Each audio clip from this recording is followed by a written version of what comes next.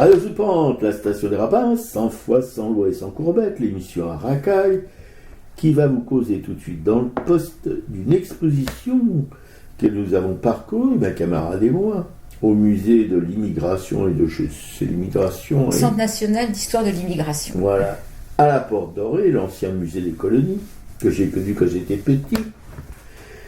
Une exposition magnifique, un petit peu quand même, un petit peu touffue, si on peut dire ça comme ça.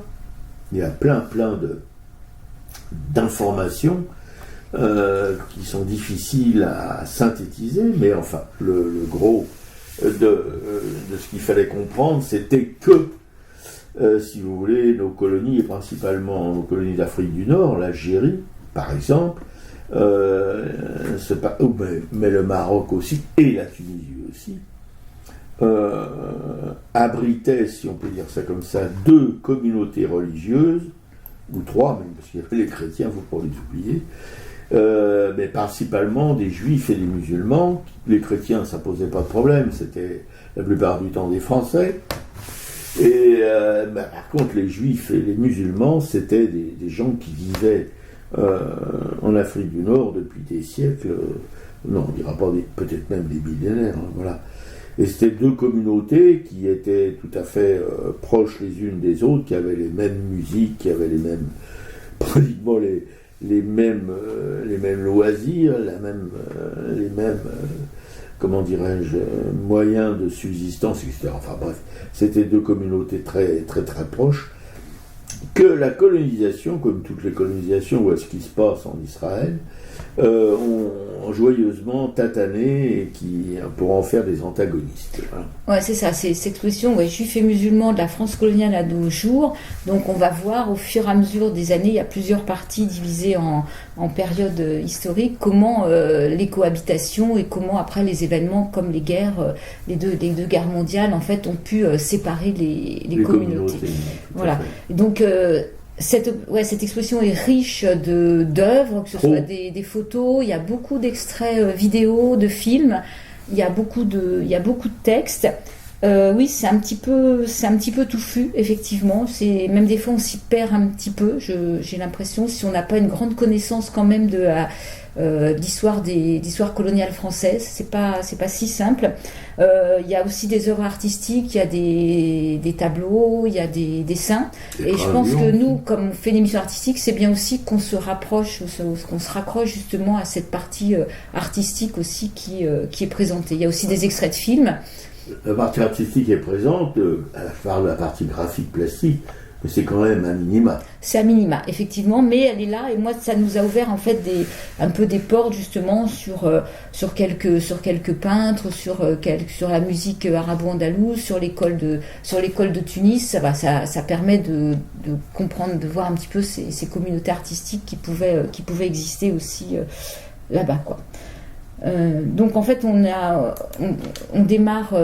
démarrer cette exposition donc sur une première période qui est la période 1830-1914, hein, donc c'est juste à la veille de la Première Guerre mondiale, et là il parle du décret Crémieux justement. Alors moi je connaissais pas tout ça, donc j'ai appris, hein. Et le décret Crémieux en fait c'est un décret qui a fait par l'État français, qui a créé dans son empire au Maghreb justement une différence de statut juridique entre ce qu'ils appelaient les indigènes juifs et musulmans, c'est-à-dire que cet acte juridique va octroyer collectivement la citoyenneté française aux 35 000 juifs d'Algérie, mais pas aux 3 millions de musulmans qui, eux, vont rester des indigènes, donc qui ont des droits civiques et juridiques limités. Et cette différence, par exemple, de statut, elle ne sera pas appliquée pour les communautés juives et musulmanes de Tunisie et de Maroc, où là, c'est un protectorat. Et donc, ouais. Oui, c'est un protectorat, donc la France, elle n'était pas aussi impliquée dans la vie publique, juridique, etc., etc. Mais en fait, par contre, l'Algérie, ça ressemble un peu, malgré tout, à la colonisation de la Palestine, où évidemment c'est plus dramatique en Palestine, puisque les Juifs, c'est eux les chefs, et les Arabes, c'est vraiment les sous-humains, quoi, voilà. Ce ce qui est un peu le cas aussi en Algérie, mais bon, beaucoup moins prononcé que ça l'est en Israël. Ouais. Et donc là, la partie artistique est illustrée, il y a un tableau de Gênes de la Croix qui nous montre le sultan du Maroc. Oui, voilà, d'ailleurs, c'est presque une pochade. Hein, oui, c'est une pochade, tout à fait. Ouais. C'est une pochade pour un tableau, mais c'est pas c'est un tout petit format, voilà. Moi, c'est ce que j'ai préféré, même si c'est un petit format, que c'est vite fait, que c'est une pochade, mais c'est de la croix. Voilà. Oui, non, et c'est...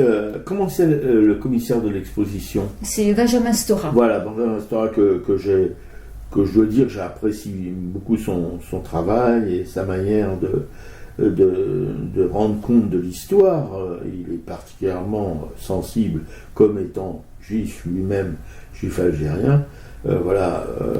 Mais quand même, tout de suite, je préfère dire, que ce soit dire, en fin de compte, je trouve que cette expo assez touffue, assez fournie, où il y a beaucoup de choses à comprendre, à lire, etc. Moi, j'ai du pot, parce que je suis d'une autre génération que ma camarade de combat, et donc j'ai baigné un petit peu dans toutes ces histoires de colonialisme et tout ça depuis tout petit.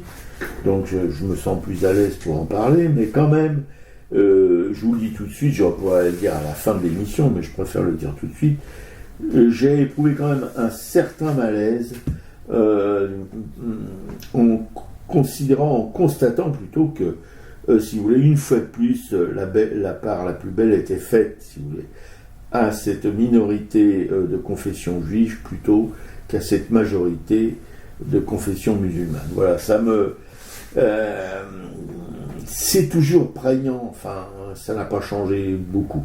Ouais, ça nous a un petit peu mis là. Surtout que tu disais que, moi je ne l'ai pas regardé cette vidéo, il y avait un extrait du discours de De Gaulle justement qui parle de cet État d'Israël sans remettre en cause justement ce statut des Palestiniens qui reste sur le carreau. Quoi. Ouais, tout à fait. Ouais. Non, mais il y a un esprit colonial d'une manière générale, je dirais, européen et même occidental. Ça, c'est pas une vue de l'esprit, c'est pas imaginaire. Vous allez aux États-Unis, bon, c'est un État colonial qui a massacré, asservi, annihilé tous les peuples premiers d'Amérique, voilà, il les a foutus dans des réserves, etc., etc. Vous allez en Amérique du Sud, là, c'était l'Espagne et le Portugal, qui ont mis à sac les trésors artistiques de ces pays. Il y avait beaucoup de choses en or qu'ils ont fondu pour faire des lingots, des pièces, enfin, bref.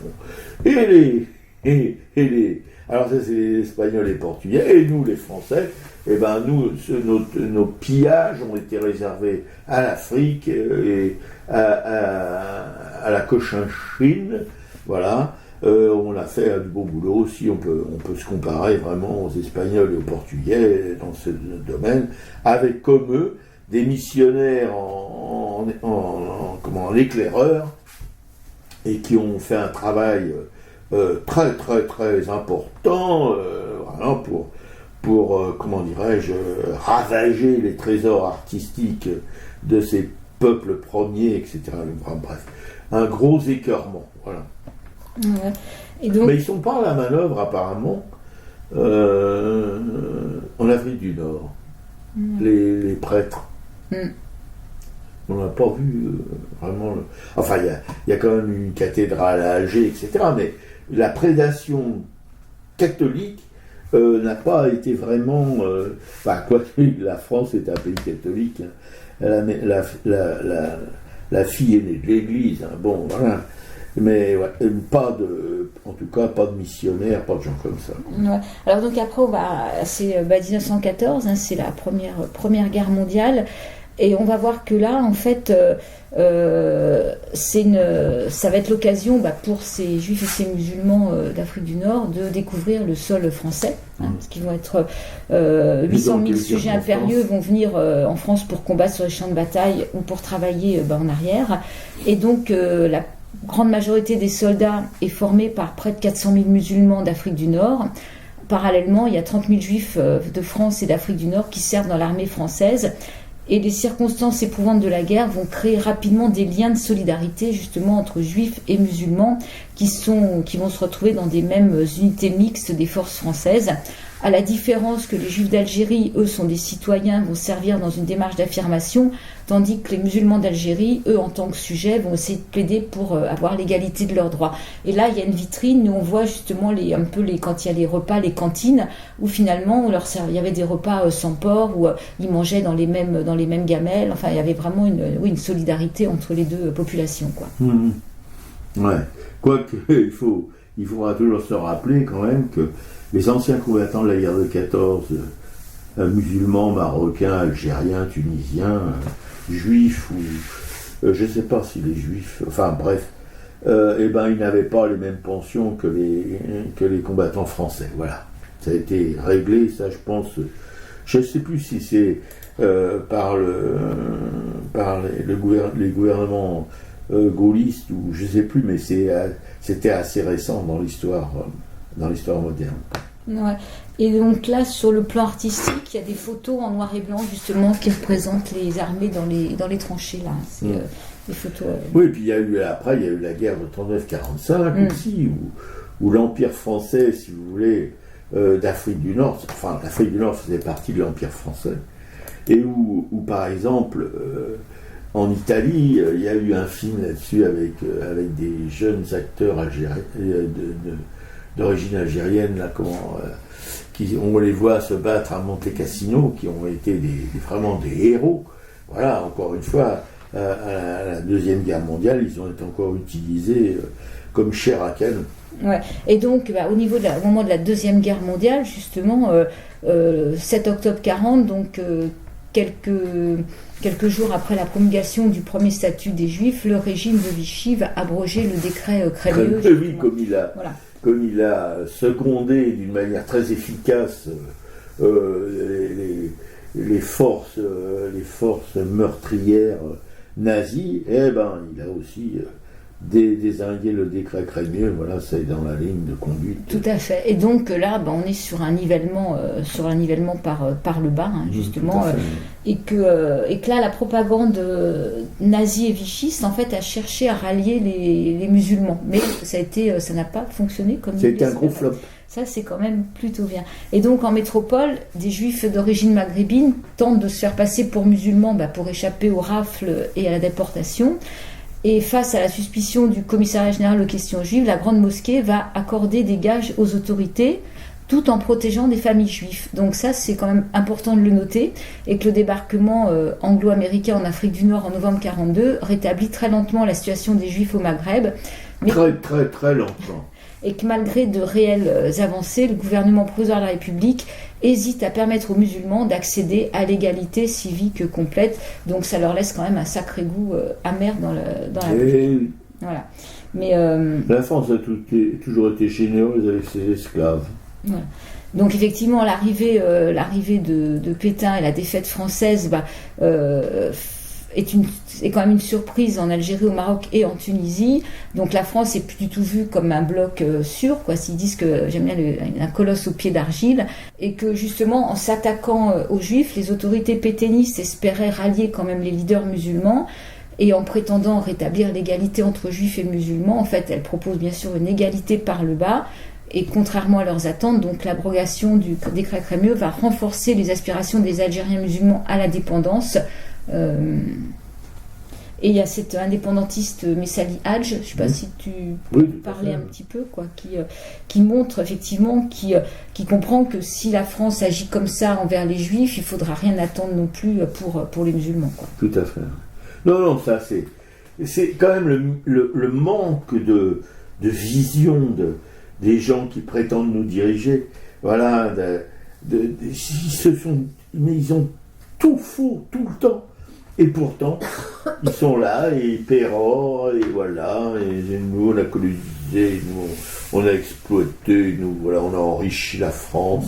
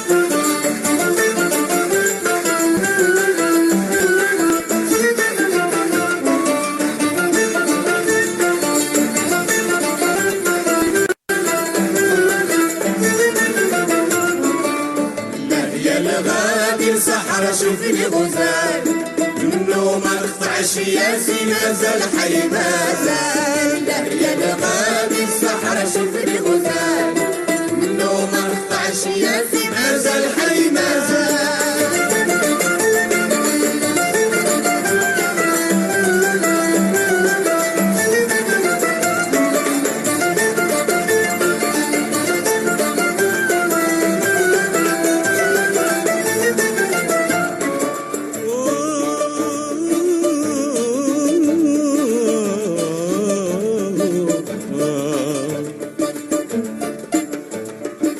اجي وخد مني كلمة اجي وخد مني كلمة وين انت لقيته تما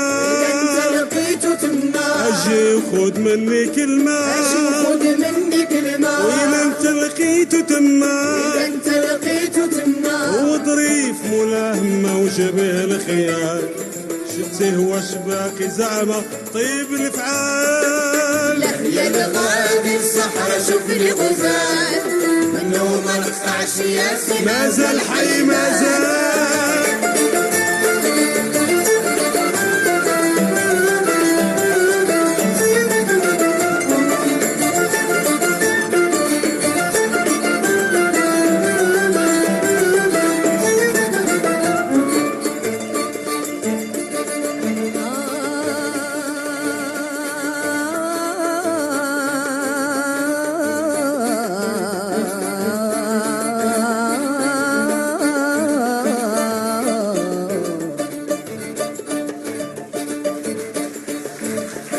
اجي وخد مني كلمة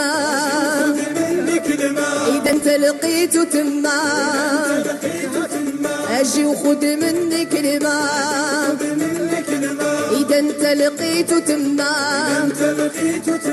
هو ظريف ملهم شبه الخيال في واش باقي زعما يطول مجال هذه الصحراء شوف لي غزال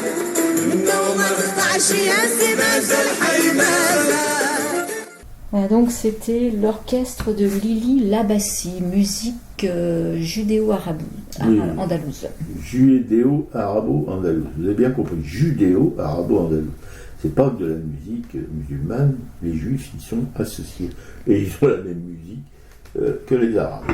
Ouais, justement, ça c'est une partie.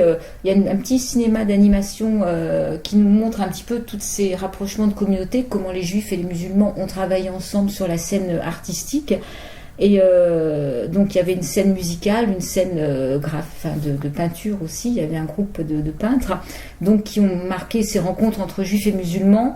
Et en Algérie, c'est Edmond Nathan Yafi, qui était de confession juive, qui va fonder en 1912 le premier orchestre andalou qui s'appelle El Moutribia. Et là, ce sont des musiciens juifs et musulmans qui vont jouer ensemble autour d'un ténor qui s'appelle Maïeddine Bachatsi. Ce sera la deuxième pause musicale. Et ce dernier succède à Yafil et après va être un grand ponte du théâtre national algérien. Mais c'est un ténor et donc on le voit, il est là, il est né à la fin du 19e siècle, il mourra en 1986, il y a tout un hommage qui va lui être rendu. Donc c'était vraiment quelqu'un de très populaire. Et dans cette troupe, on va rencontrer des acteurs de différentes confessions. Et c'est quand même c'est important de voir qu'effectivement ces peuples ont été souvent rapprochés, comme on avait vu le film de Simone Bitton qui faisait le tour des cimetières où on voyait tous ces musulmans en fait qui gardaient les cimetières juifs avec les synagogues. Et les synagogues. C'était vraiment très très émouvant. Ça c'était au Maroc en fait. Ouais. Non, si vous voulez le crime un de plus, je dis bien d'Israël, c'est d'avoir foutu la trouille à tous ces juifs marocains, tunisiens, algériens, pour les rapatrier en Israël où ils sont considérés pratiquement comme les Palestiniens. Voilà, c'est parce que les juifs séfarades pour les Israéliens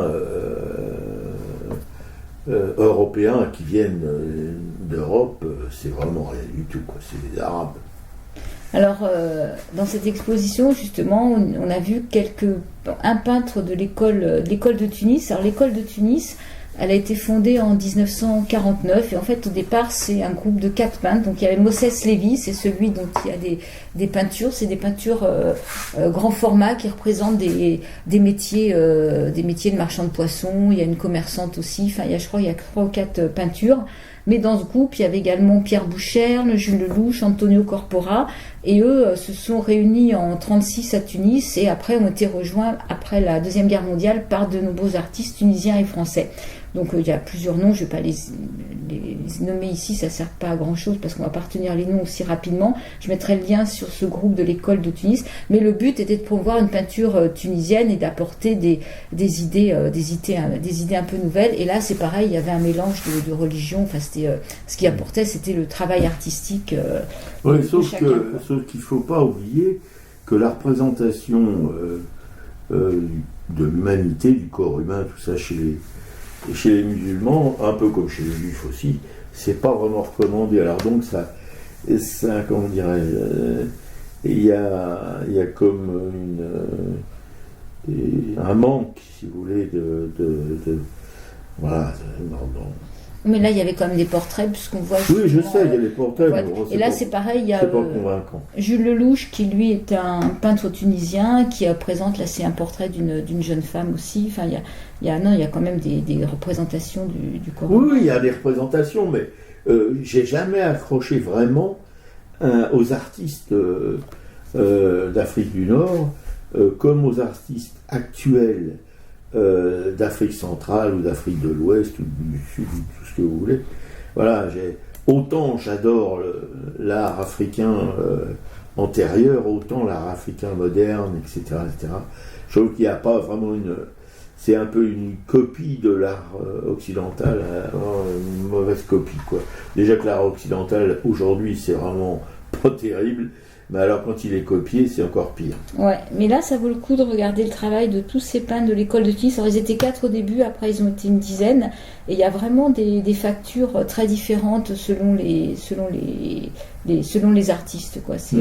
Là, ils nous montré que le Moses Lévy, mais ils sont quand même, ils sont plus nombreux, donc il y a plusieurs, il y a quand même pas mal de choses à voir, quoi. Et donc il y avait un petit film d'animation aussi qui montrait cette histoire du théâtre de la marionnette justement qui avait été fondé par un juif et un musulman qui s'étaient retrouvés. C'était c'était vraiment très intéressant. Et alors à la fin de cette expo, enfin ce que je considère comme la fin, il y avait sur un immense écran on voyait l'interview d'enfants des cités, des chères cités françaises, qui sont en fait des ghettos. C'est-à-dire que les enfants, les petits-enfants ou les arrière-petits-enfants des émigrés d'Afrique du Nord, juifs ou musulmans, se retrouvent dans des bars d'immeubles. Là, c'était dans à Bobigny, ou je sais plus. Je sais plus quel endroit c'était en fait. Alors on voit des filles, des petites filles, des petits garçons, enfin ça va quasiment de la maternelle jusqu'au collège, qui s'expriment sur leur vie dans ces cités. Et je trouve que c'est très important parce qu'en fait, ce qu'on voit là, c'est, si vous voulez, une espèce de décalcomanie de la colonisation, c'est-à-dire que quand ils étaient leurs parents ou leurs grands-parents en Algérie, au Maroc, surtout en Algérie, étaient des gens asservis en quelque sorte, voilà, colonisés, et ceux qui sont aujourd'hui en France dans ces cités, ça donne un peu cette impression aussi parce qu'ils sont ghettoisés, c'est-à-dire qu'ils sont enfermés dans des lieux sans moyens de transport, sans commerce pratiquement. À part, il y a une cité où il y a beaucoup de résidents qui sont de confession juive, où là ils sont apparemment un peu plus organisés, avec des commerces juifs, etc. Alors ils ont la kippa, mais ils vont aussi dans des écoles de confession juive. Voilà, c'est ça. Alors, je ne sais pas si c'était précisé, parce que moi j'ai pris le film en cours. Précisé. Parce qu'effectivement, tous les petits enfants ont leur kippa, alors que ils sont mélangés. Enfin, dans les interviews, tout est mélangé. Oui, sauf que les petits enfants de confession musulmane, ils ne sont pas forcément musulmans, mais tous les petits descendants des Algériens sont sans signe extérieur de leur religion et vont dans les écoles de la République. Voilà, c'est la différence. Il y a encore là, si vous voulez, quelque chose qui est un peu gênant d'une certaine manière, parce que ça reproduit le schéma de la colonisation. Voilà, en 2022, on est un petit peu... Et donc c'était pas mal de finir comme ça, parce que je ne sais pas comment les autres visiteurs de cette expo ont compris ce petit film de la fin, mais moi je l'ai compris comme ça, je l'ai compris comme voilà, et c'était assez culotté d'ailleurs de permettre de le visionner aux visiteurs, parce que c'est quand même pas très flatteur pour notre cher pays, c'est pas la chanson de Trenet. Hein. Ouais. Ouais, par contre, effectivement, donc cette dernière partie où ils disent comment le conflit israélo-palestinien s'invite en fait sur le territoire, c'est cette partie quand même qui nous a vraiment dérangé, parce que là on a senti que la Palestine n'était pas traitée à égalité avec effectivement Israël. On insistait beaucoup, et ça effectivement on peut toujours le dénoncer, tout ce qui est fait contre le peuple juif, contre les attentats, mais à aucun moment on a quand même parlé de la situation des Palestiniens, quoi. Ça nous a un petit peu gênés, quoi. Oui, parce que nous on est vraiment branchouille sur le conflit israélo-palestinien, côté palestinien plus que côté israélien, parce qu'on ne peut pas les piffer. Enfin, on ne parle pas des citoyens, on parle de la politique israélienne, des Netanyahou, des Bennett et compagnie, voilà, les fascistes notoires. Mais c'est vrai que là, on a éprouvé un certain malaise en constatant que, bon, il y avait 2 poids, 2 mesures une fois de plus, quoi. Et alors... Oui, même dans les extraits de petits films qui étaient présentés dans cette partie-là, tu disais qu'il y avait Roger Hanin qui... Oui, Roger Hanin, mais qu'est-ce qu'il foutait là, franchement? Moi, il faisait le gorille, c'est bien, mais moi, je me rappelle des dessins de Cabu dans lequel a enchaîné du temps de Mitterrand, où il caricaturait Hanin avec un costume à rayures comme un gangster, quoi, avec des pompes blancs, des pompes avec des... Oui, enfin bref. Moi, pourquoi il n'y avait pas son pendant arabe? Parce qu'il doit y avoir un pendant arabe de Roger Hanin. Non, il n'y en avait pas. Il n'y avait pas du tout tous ces humoristes actuels arabes qui font la joie des stand-up. Mais non, rien. Par contre, cette espèce de gros beauf là de Hanin, il y était. Voilà. Ouais. C'est pas vraiment un choix, je trouve, très heureux. Et donc, après, ça j'ai oublié de le dire, c'est sur le plan des artistes. Il y avait 2 tableaux de Boris Stassnitsky, c'est un russe communiste. On avait déjà fait une émission sur son travail, donc c'est des grands formats où ça représente le bon samaritain. Et il y a un tableau de Atlan qui est plus contemporain, qui représente la Kaina, qui est une guerrière berbère. Voilà. Enfin, il faut aimer. Moi, ça m'a bien plu. Moi, j'aime pas du tout. Bon, la Kaina, il faut la chercher, mais bon, c'est... Non, c'est un peu vulgo, ça, pour moi. Enfin. Donc voilà, on a fait à peu près le tour de cette exposition. Le mieux, c'est peut-être d'y aller pour que chacun se fasse son idée. Oui, parce qu'on peut pas. C'est presque irracontable comme parcours, puisque je vous dis, c'est très très dense. Il y a beaucoup. Puis c'est souvent des tout petits trucs. Il faut se mettre le nez dessus pour les lire, etc. C'est fastidieux. C'est pas. Il n'y a pas une espèce d'envie de regarder tout ça, quoi. Voilà. On a l'habitude, on fait pas tout. On y est déjà allé au musée de l'immigration, par exemple, comme pour l'immigration des Italiens. Ah, ça c'était super. Ça, on a tout compris là, c'est marrant parce que c'était bien foutu. Enfin, le parcours était il y avait des choses qui nous, peut-être parce qu'on est plus rare, je sais pas pourquoi, parce qu'il y avait Cavana, parce qu'il y avait tout ça, quoi, hein, peut-être aussi. Mais bon, c'est pas de la faute du commissaire de l'expo, il a fait ce qu'il a pu, de son mieux, Mais bon, Ouais. on est un peu. Alors vous, si vous avez plus de, peut-être que vous comprendrez mieux.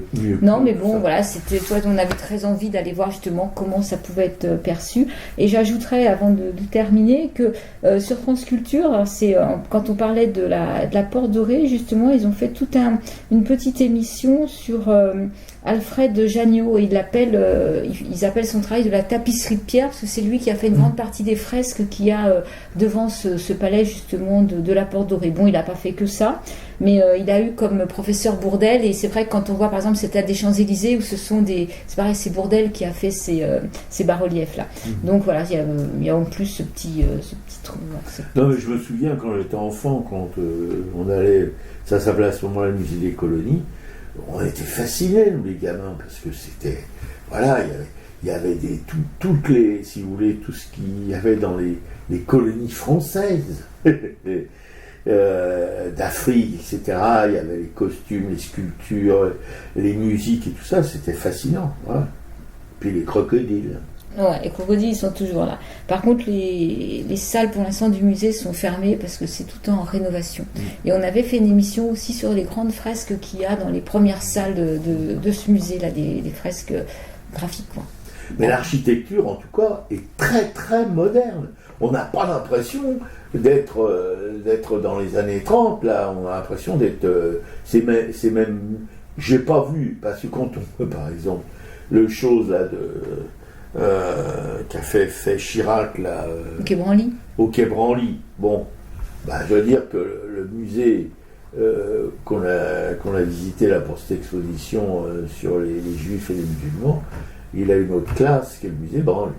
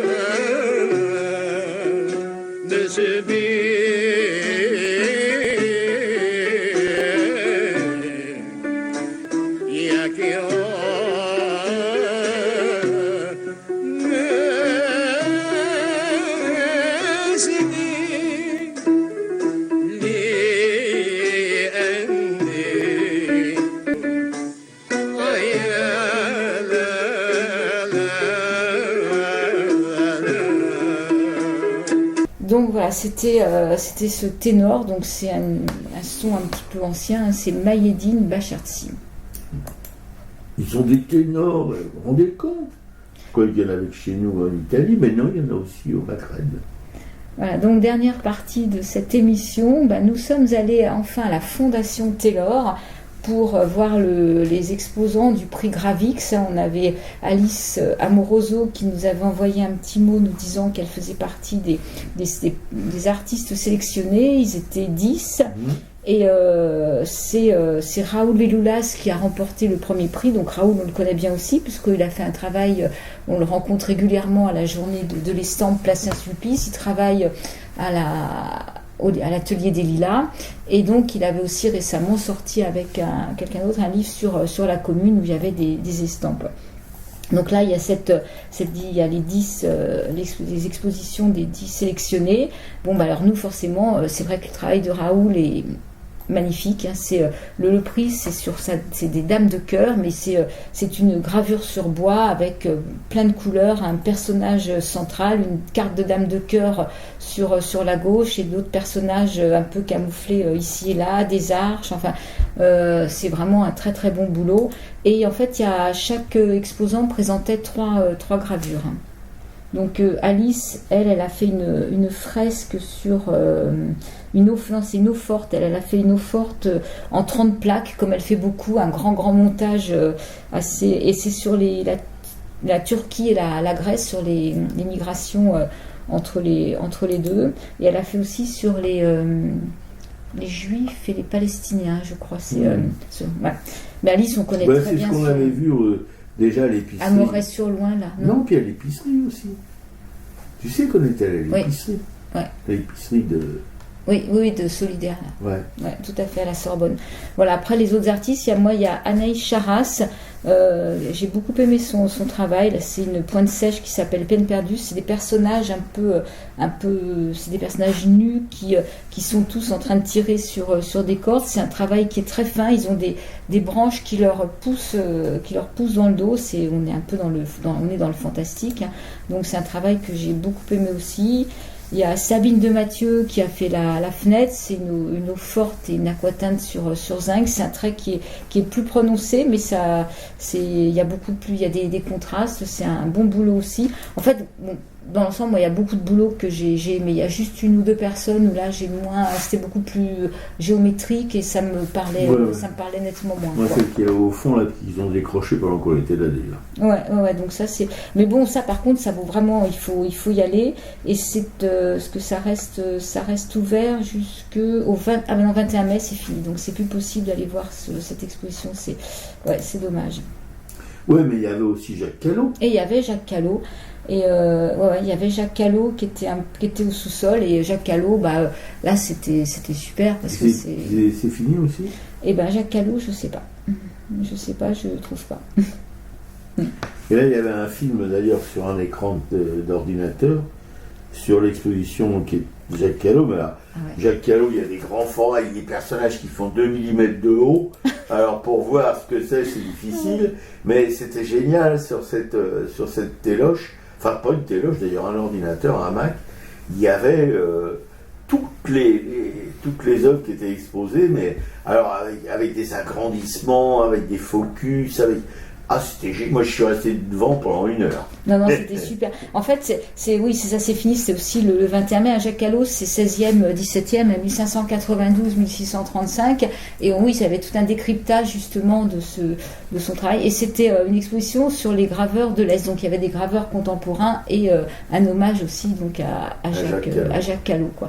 Et ça, il faudra vraiment qu'on refasse une émission sur Jacques Callot. Quand on était allé à Nancy, on n'avait pas pu voir son travail. Je sais pas, les salles étaient fermées à ce moment-là, mais c'est vraiment un travail exceptionnel, quoi. Non, parce que il a fait toute une série. Comment ça s'appelle déjà cette série sur ces petits personnages? Ça a un nom. Oui, c'est un nom et j'ai un peu oublié. Ah ouais, moi aussi. C'est un trou. Enfin bon, que j'adore. J'avais tout photocopié. C'est les petits personnages de cette époque traités un petit peu comme... Ah oui, les gobelins, là, non? Les gobelins, c'est ça, les petits gobelins. gobelins. Ouais. C'est génial, les gobelins. Non, mais vraiment. Non, mais qu'est-ce qu'on a fait de mieux depuis?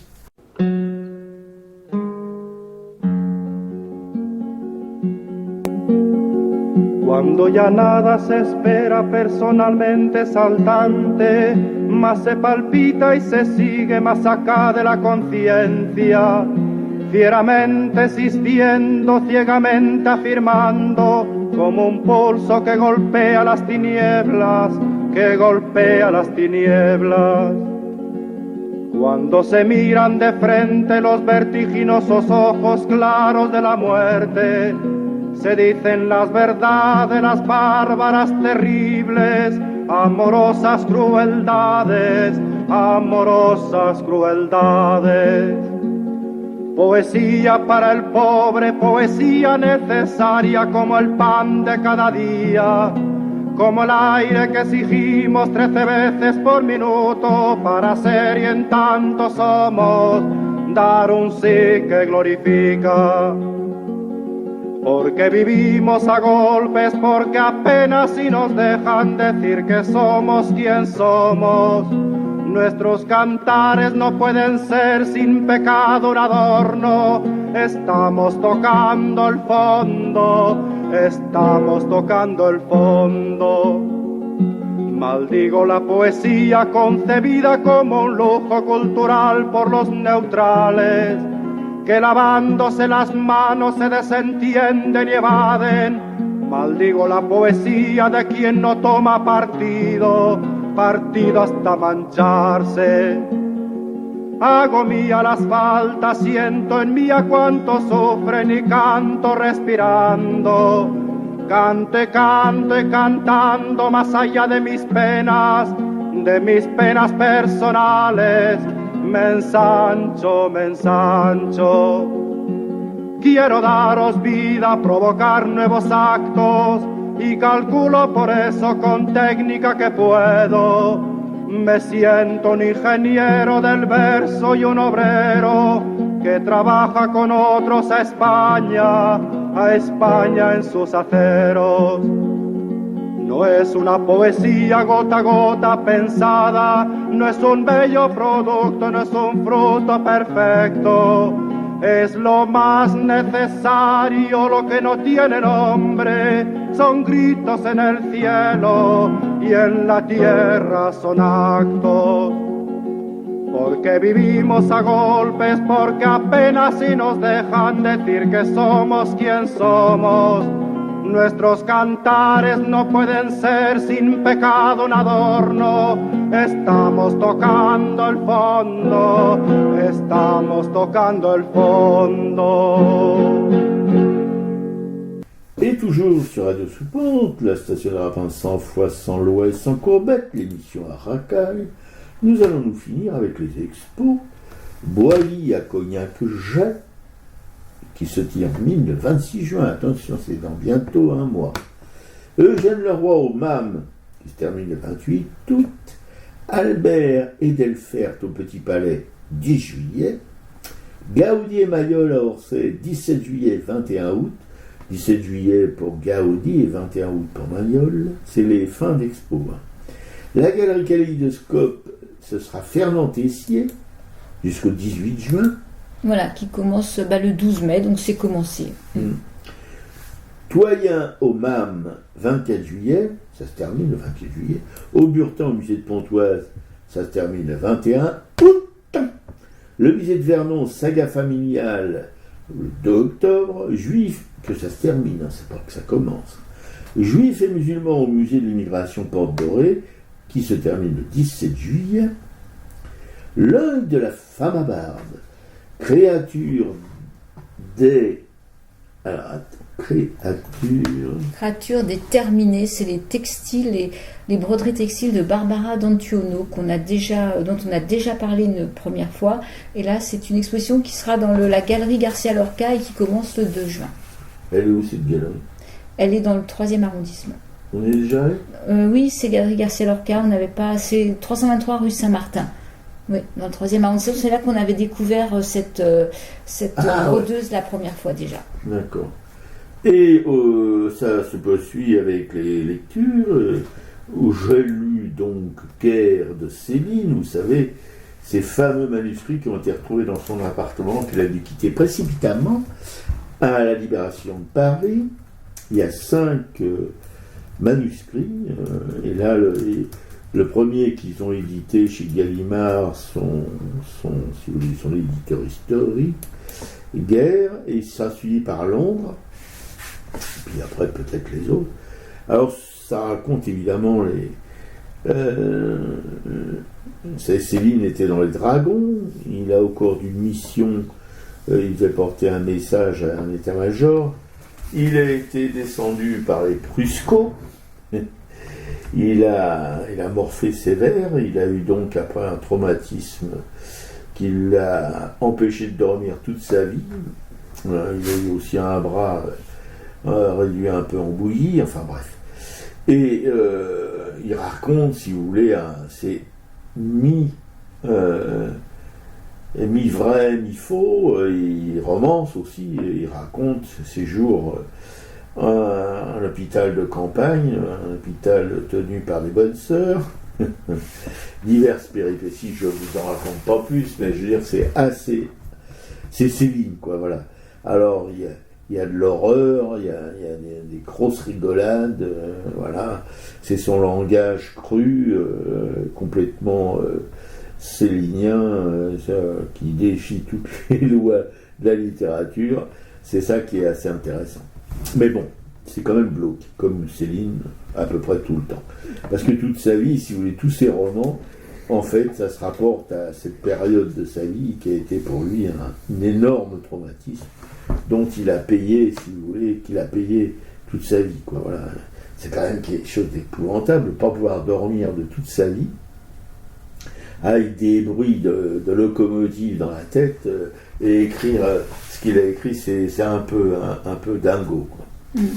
Alors moi, j'ai découvert, grâce à ma copine Claudine et un article de Télérama, un podcast artistique qui s'appelle « Vénus s'épilait-elle la chatte ?» Et c'est un podcast féminin artistique qui va déconstruire l'histoire de l'art occidental, c'est-à-dire qui revisite tous ces tableaux dont on nous a nourris sous un œil justement féministe, et c'est passionnant.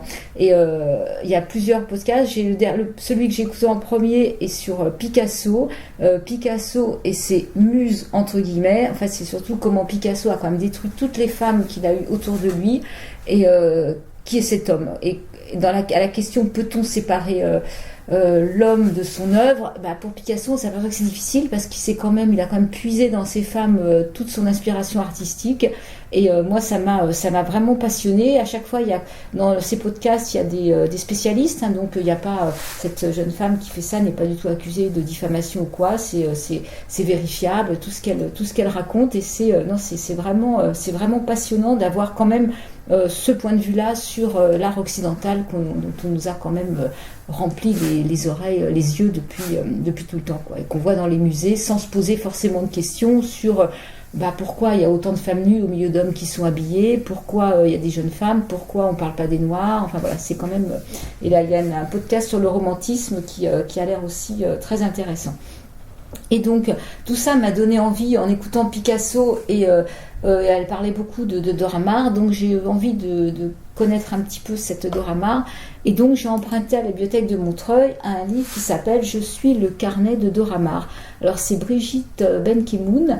Alors, je n'ai pas compris, c'est une fiction de départ ou pas. C'est une femme qui commande un petit étui en cuir dont son mari a perdu son agenda, et elle veut exactement retrouver le même. Donc elle va sur Internet, elle commande cet agenda, et en fait elle va s'apercevoir qu'à l'intérieur il est resté un carnet d'adresses, et avec une enquête, elle fait des liens, et elle s'aperçoit que c'est le carnet d'adresses de Dora Maar en 1951.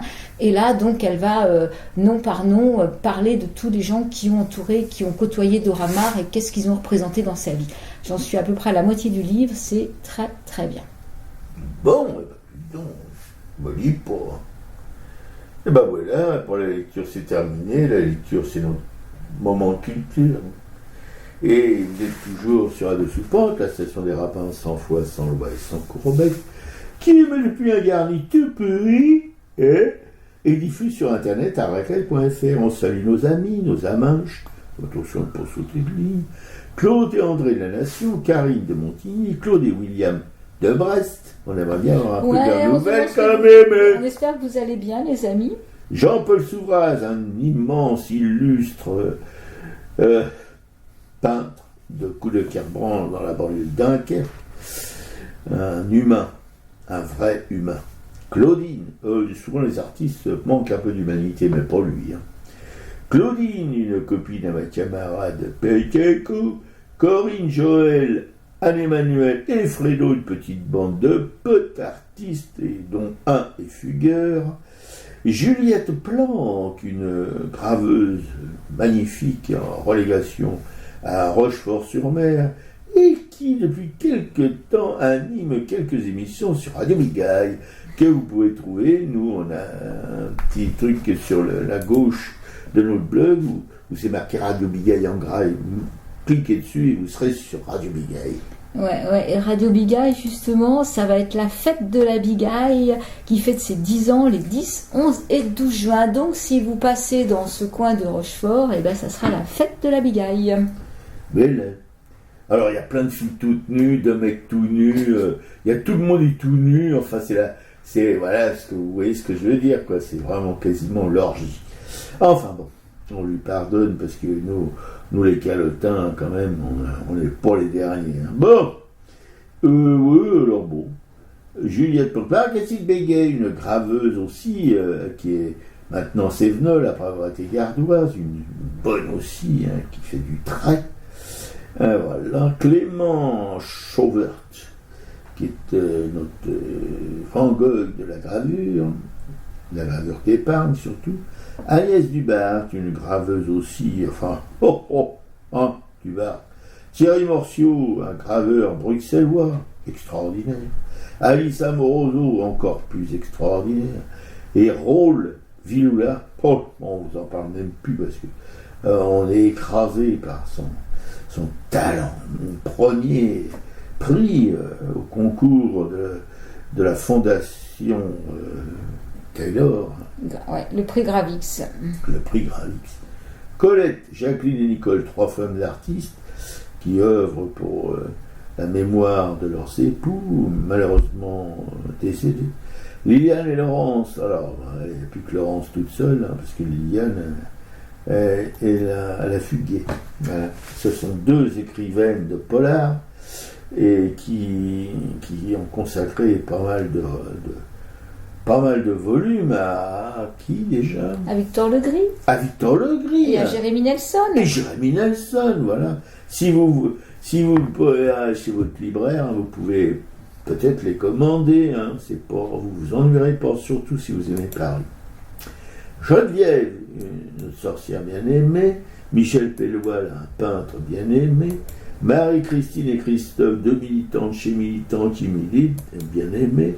Cécile, tu la connais, c'est ma 5e puissance, oui Cécile, et on t'aime.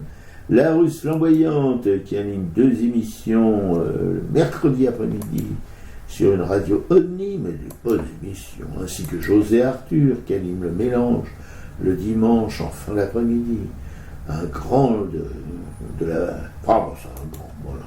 Anne-Isabelle Roubaille, une peintre de Bourg-en-Marlotte, dont on avait connu l'œuvre, c'est Florence Quenu, à la librairie L'Empreinte à Bourg-en-Marlotte, une librairie superbe. Et la libraire, superbe. Colette et Alain, 2 mécènes de chez Mécène qui mécènent, mais alors des adorables mécènes, comme tous les mécènes, c'est adorables les mécènes, qui prennent des œuvres au rapin. Dominique Pollard, même punition, même motif aussi, une mécène collectionneuse, voilà, qui alimente parfois, de temps en temps, la bourse du Rapinos. Marie-Pierre, Dominique Pollard, Dominique Pollard, pardon, c'est une galériste qu'on adorait, qui est malheureusement décédée, mais dont on chérit le souvenir. Et Marie-Pierre, une collectionneuse émérite, qui de temps en temps achète des œuvres à des rapins. C'est bien, Marie. Continue. Marie Degnaud, une galériste magnifique. Très sympathique. Très sympathique. Ma camarade adore la galerie Kaléidoscope, une galerie vagabonde. Elle est de moins en moins vagabonde, à mon avis, mais enfin bon. Voilà, il y a une exposition en ce moment, je vous en ai parlé plus, ça m'en manque plus. Ouais, là. Antoine Manoury, les Champignons. Un groupe musical, quelque chose, surtout les écouter, mais aussi les regarder, parce qu'ils sont assez amusants. Galerie Carambedou de Grand-Marlotte, Marie-Louise, une auditrice fidèle, et Anna, une peintre polonaise, voisine de ma camarade Piqueco, qui déménage. L'émission est à l'écoute sur notre blog araka.fr, et on se termine avec Faut vivre de l'immense, la fabuleuse Bélis Mel, qui vient de sortir un dernier album qui s'appelle Les Enfants de Maldon. Oui, et dessus il y a une chanson qui est consacrée aux rondes de nuit pour les SDF à Rouen, où Bélis Mel fait partie de la ronde. Voilà. Salut à tous. Salut. Bye. Bye.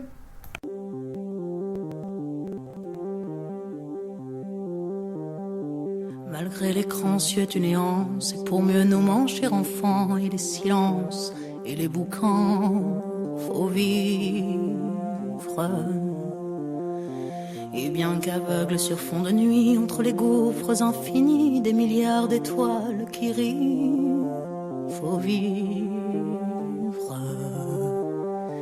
Malgré qu'on soit pas toujours beau, et que l'on ait plus ses 16 ans, et sur l'espoir, un chèque en blanc, faut vivre. Malgré le cœur qui perd le nord, au vent d'amour qui souffle encore, et qui parfois encore nous grise, faut vivre. Malgré qu'on n'ait pas de génie, n'est pas Rimbaud qui veut parler, et qu'on se cherche un alibi. Malgré tous nos morts sans coquette qui errent dans les rues de nos têtes, faut vivre. Malgré qu'on soit brave et salaud, qu'on ait des complexes à gogo et qu'on les aime, c'est ça le pire, faut vivre. Malgré l'idéal du jeune temps qui s'est usé au nerf du temps et par d'autres pris en chantant, faut vivre. Malgré qu'en se tournant vers le passé, on est effrayé de s'avouer qu'on a tout de même un peu changé, faut vivre. Malgré que l'on soit de passage, qu'on vive en fou, qu'on vive en sage, tout finira dans un naufrage, faut vivre. Malgré qu'au ciel de nos poitrines, en nos sentinelles endormies, dans un bruit d'usine gémit, le cœur aveugle qui funambule sur le fil du présent qui fuit, faut vivre. Malgré qu'en nous un enfant mort s'il peut parfois remue encore comme un vieux rêve qui agonise, faut vivre. Malgré qu'on soit dans l'engrenage des notaires et des héritages, où le cœur s'écore et s'enlise, faut vivre.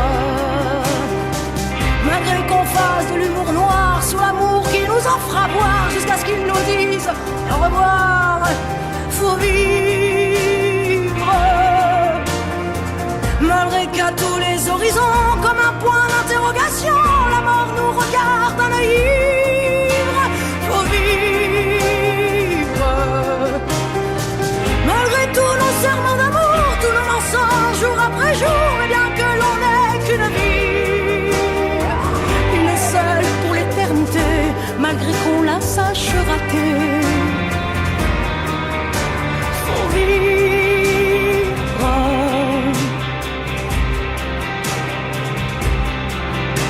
Faut vivre.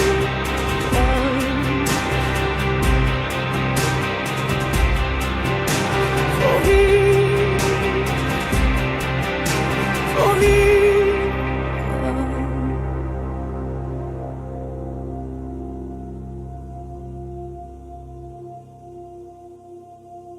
Faut vivre.